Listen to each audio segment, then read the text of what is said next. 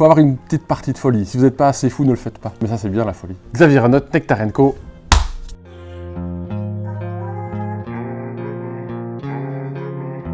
Alors j'ai créé Nectar & Co il y a 13 ans, c'était un projet qui germait dans mon esprit depuis tout jeune. J'adore l'apiculture, j'adore le miel et j'avais vraiment envie d'entreprendre. Et il y a 5 ans, on a créé sa petite sœur, qui est devenue sa grande sœur maintenant, qui s'appelle Bee-Box. Alors chez Nectar & Co, on est transformateur apicole, ça veut dire qu'en fait on n'a pas de ruche en propre, on rachète du miel à des apiculteurs qui sont dans la coopérative et on les transforme soit en miel crémeux, qui est un savoir-faire wallon, en hydromel, en pâte à tartiner, en vinaigre et toute autre délicatesse à base de miel.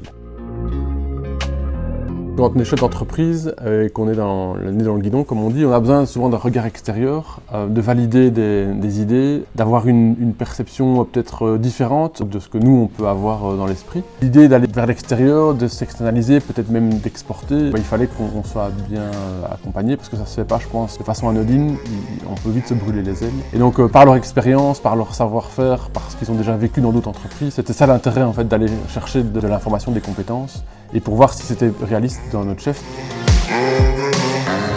Tout autour du parcours de Nectar & Co, à chaque fois que j'ai eu des questions, des problèmes, je me suis d'abord tourné vers le BEP avant de me retourner vers d'autres institutions, parce qu'il y a une proximité, une connaissance de Nectar & Co au fil des années, et donc il y a une sorte de lien entre eux et moi. À chaque moment, à chaque étape un peu importante, je me suis d'abord questionné avec eux en disant tiens, est-ce que c'est la bonne chose à faire ou pas à faire? Donc c'est un peu des partenaires, des collaborateurs sans vraiment l'être.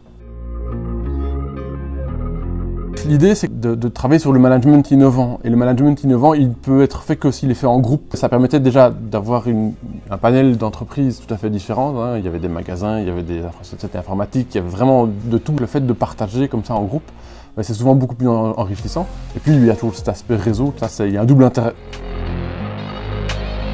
Ah, pour complètement, à 100%, parce que je pense qu'en groupe, il y a ce côté animation et puis échange et partage. Par contre, le côté individuel, c'est l'avantage, c'est qu'on est à ce moment-là ciblé sur notre entreprise à nous, et c'est plus intimiste et on va souvent plus en profondeur.